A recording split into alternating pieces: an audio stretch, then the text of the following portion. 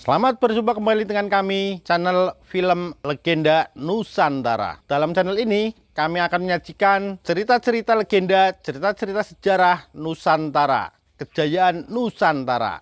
Semoga kita semua akan menyadari bahwa negara kita, Nusantara, adalah negara yang sangat luar biasa. Salam NKRI.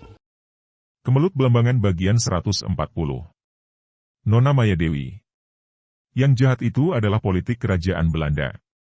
Politik itu memang kotor dan orang-orang Belanda yang menjadi alat pemerintah Belanda hanya melaksanakan tugas mereka masing-masing. Saya pribadi menentang politik seperti itu karena berlawanan dengan agama saya. Akan tetapi, hal itu tidak berarti bahwa bangsa Belanda itu jahat semua. Seperti juga terdapat dalam bangsa apapun di dunia ini, manusia dari bangsa itu tentu ada yang baik dan ada yang jahat. Tidak adil kalau melihat beberapa orang berwatak jahat lalu kita menganggap bahwa bangsa orang itu jahat, atau melihat beberapa orang berwatak baik lalu menganggap bahwa bangsa orang itu baik. Saya yakin bahwa bangsa Belanda juga demikian, di antara orang-orangnya banyak yang baik, akan tetapi banyak pula yang jahat. Dan saya kira semua bangsa di dunia ini pun demikian keadaannya. Karena itulah maka saya menghambakan diri kepada Tuhan untuk menyampaikan berita keselamatan bagi manusia berdosa. Maya Dewi mengangguk-angguk. Setelah bergaul dekat dengan Bagus Sajiwo, ia dapat mengerti apa yang tersirat dalam semua ucapan pendeta itu. Tuan, saya masih merasa heran melihat sikap Tuan tadi. Mereka itu nyaris membunuhmu, akan tetapi mengapa engkau sebaliknya malah merawat luka mereka dan bersikap ramah dan baik terhadap mereka yang bertindak jahat terhadapmu? Nona Maya, inti agama saya adalah kasih, bukan hanya kasih terhadap sesama kita yang baik saja, bahkan kasih terhadap mereka yang memusuhi kita. Seluruh hidup saya telah saya serahkan kepada Tuhan. Roh Kudus, Roh Tuhan sendiri membimbing saya, sehingga saya mengasihi siapa saja, termasuk 3 orang tadi. Kasih ini hidup, Nona Maya, tak pernah mati, dan tidak direncanakan, tidak dibuat oleh hati akal pikiran. Jadi Tuhan tidak membenci mereka, tidak menaruh dendam. Dendam kebencian itu, nafsu keakuan yang datang dari setan. Kalau ada Roh Kudus dari Tuhan dalam hati, maka kebencian tidak akan dapat mempengaruhi kita. Tidak ada manusia sempurna, semua manusia berdosa, termasuk kita, Nona Maya. Tuhan tidak akan mengampuni dosa-dosa kita kalau kita tidak mengampuni kesalahan orang lain kepada kita. Wah, kalau begitu tidak ada bedanya pelajaran dalam agama Kristen Tuhan dengan agama-agama lain. Saya pernah bertemu dan mendengar wejangan dari para pendeta yang beragama Islam, Buddha, Hindu, dan mereka pun mengajarkan kebaikan. Pendeta David menangguk-angguk. Tidak ada agama yang mengajarkan agar manusia melakukan kejahatan.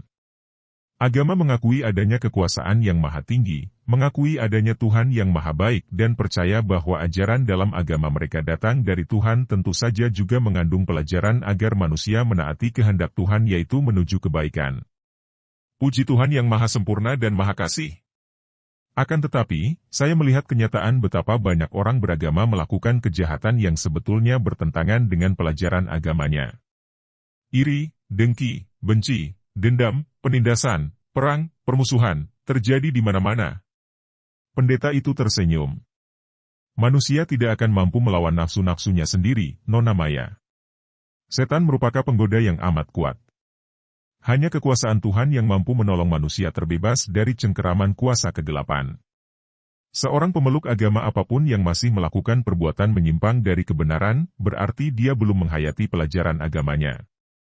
Pelajaran itu hanya merupakan pelajaran belaka, tidak merasuk dalam hati sanubari. Hanya bimbingan roh suci dari Tuhan yang akan mampu melepaskan manusia dari pengaruh nafsu setan.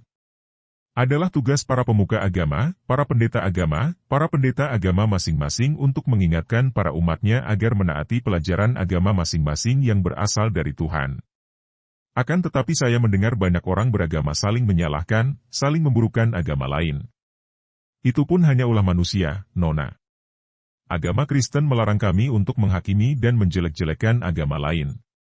Agama adalah imna. Iman kepercayaan tidak dapat diganggu-gugat.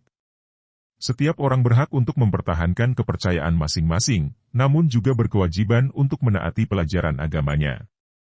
Jadi menurut Tuan, seharusnya bagaimanakah orang beragama itu?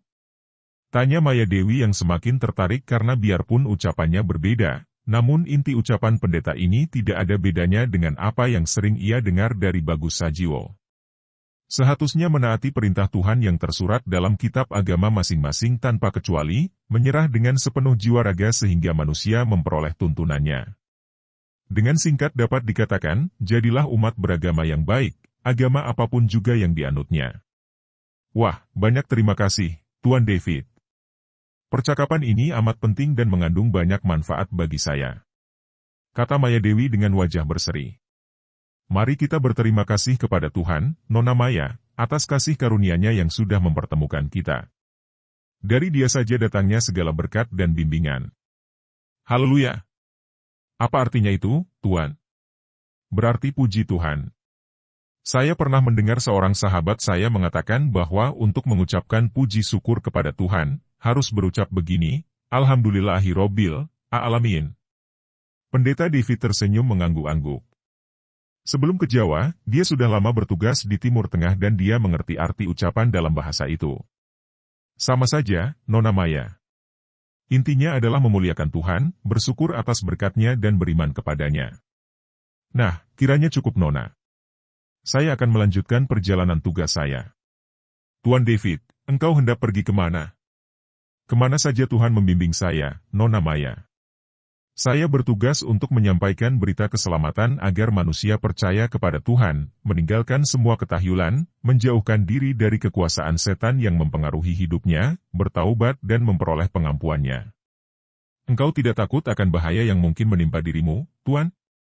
Immanuel, Tuhan beserta kita, kehendak Tuhan terjadilah, saya hanya berserah diri kepadanya dan apapun yang terjadi dengan diri saya, enak tidak enak baik atau buruk menurut penilaian pikiran, akan saya terima dengan rasa syukur dan bahagia karena semua itu tentu menurut kehendak-Nya.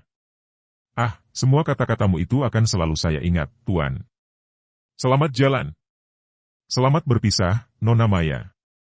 Semoga Tuhan yang Maha Kasih akan selalu memberkatimu dan semoga Roh Tuhan yang Kudus akan selalu membimbingmu. Amin. Amin. Pendeta David menjulurkan tangan dan Maya Dewi menyambutnya.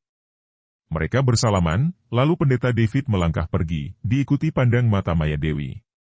Entah bagaimana, ia seolah melihat Bagus Sajiwo yang melangkah pergi itu dan perasaan rindu memenuhi hatinya. Peristiwa direbutnya Pasuruan oleh Belambangan dan kemudian Kadipaten Pasuruan direbut kembali oleh pasukan Mataram membuat Sang Sultan Agung menjadi marah.